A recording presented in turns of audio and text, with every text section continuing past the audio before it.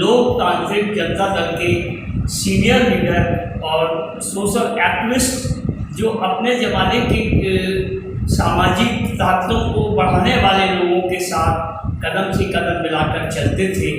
आज मुझे उनसे सौभाग्य मिला है बात करने का। सर, आपका हमारे चैनल में स्वागत है। Doctor SN. गौतम जी, जय भीम, नमो बुद्धाय। सर, अब मुझे बड़ा खुशी हुई कि आज आप जैसे पुराने और सोशल वर्कर और सामाजिक न्याय के अग्रदूत के रूप में आप काम कर चुके हैं हमारे बड़े बड़े लोगों के, खासकर बाबा साहब भीमराव अम्बेडकर की प्रेरणा से। जो वर्तमान समय पर मैं आपको एक सवाल पूछना चाहता हूँ, जिस तरीके से सुप्रीम कोर्ट ने SC/ST के कोटा विदिन कोटा को लेकर टिप्पणी की, इस पर आपके क्या विचार हैं?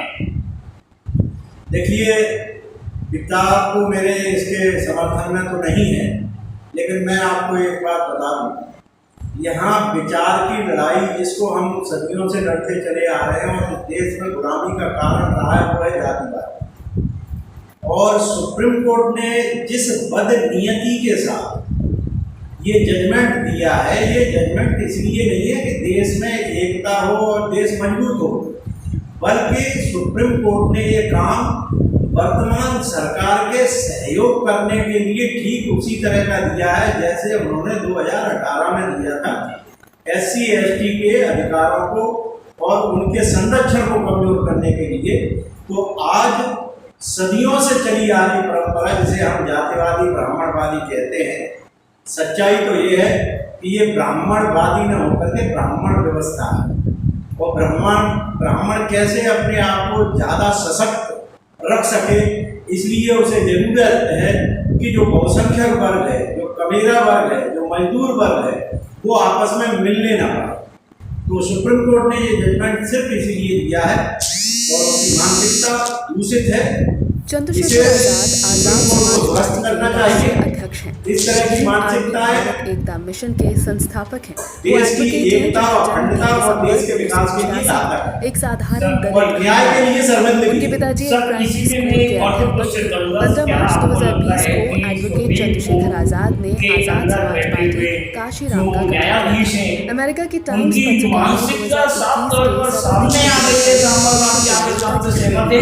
चंद्रशेखर आजाद को स्थान दिया था।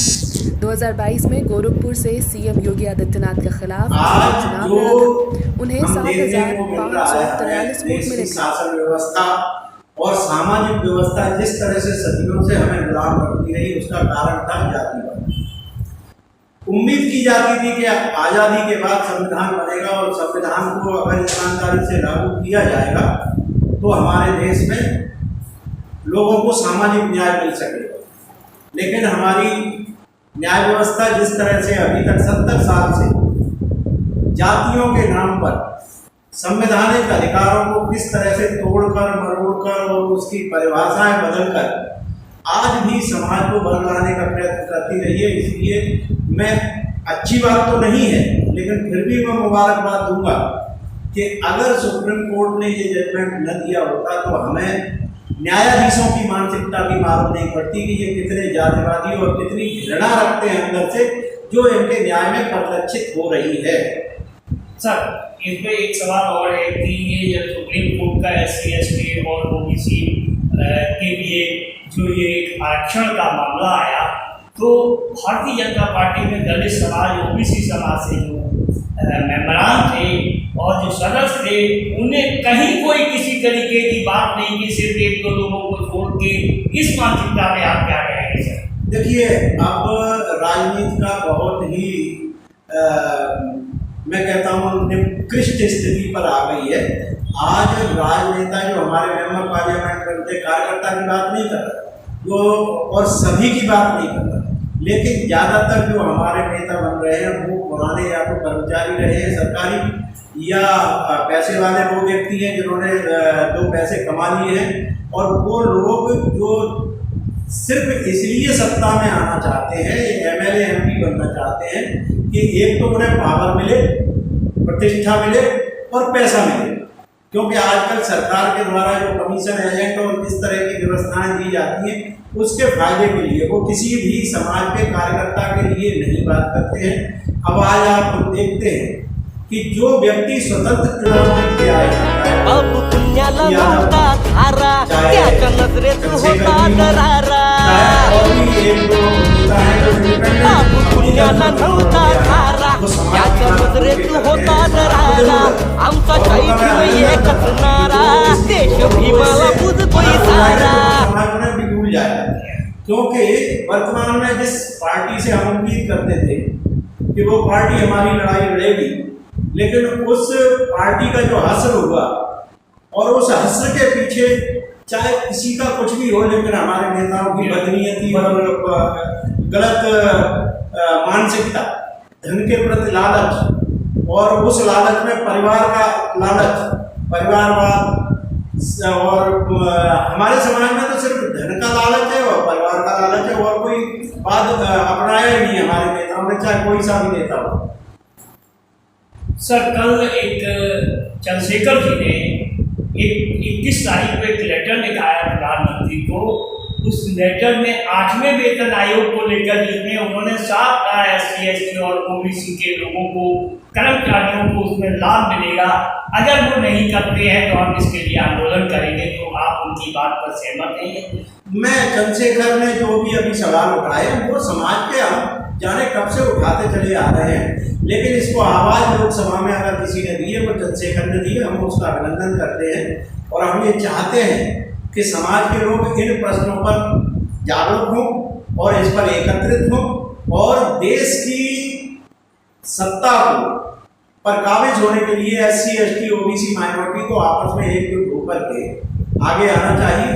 और मैं एक बात और बता दूं, ये जो ब्राह्मणवादी या ब्राह्मण सोच है, इस सोच को खत्म करने के लिए हमने कुछ दिन पहले एक आंदोलन चलाया था जिसमें यह था कि अछूत जातियों के लोग आपस में रोटी बेटी का अपने संबंध बनाने शुरू करें, जिससे उनकी आपस में अछूतता भी मिटेगी और जातिवाद कम होगा और उनकी शक्ति बढ़ेगी।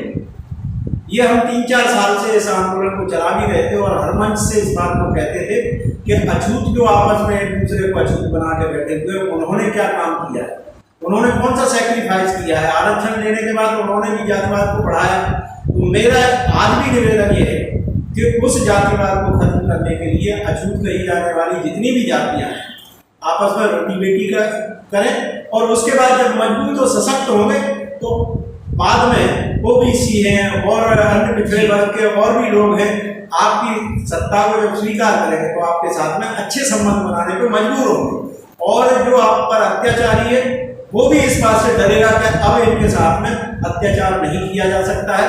इसलिए मैं पुनः आज भी इस बात के लिए कहता हूं कि अछूत कही जाने वाली जातियों को आपस में रोटी बेटी करना चाहिए, जिससे कि वैमनस्यता आपस में घृणा कम हो और हमारा जो बुरा सोचने वाला समाज है, हम उसे दुश्मन तो नहीं कहेंगे, उसमें बहुत से हमारे वेलविशर हैं, बहुत से अच्छे हैं जिन्हें राष्ट्र से प्रेम है, बहुत से अच्छे हैं जो हमारे साथ में अच्छा देश को अच्छा देखना चाहते हैं। उन लोगों पर मैं कोई टीका टिप्पणी नहीं कर रहा हूँ। मैं चाहता हूँ कि सभी लोग इकट्ठे होकर के देश के विकास की सोचें। ब्राह्मणवादी सोच, जातिवाद में आप अपने रहिए, मैं कुछ किसी से नहीं कहना चाहता, लेकिन मानसिकता को बदलिए और एक दूसरे का सम्मान करना सीखिए।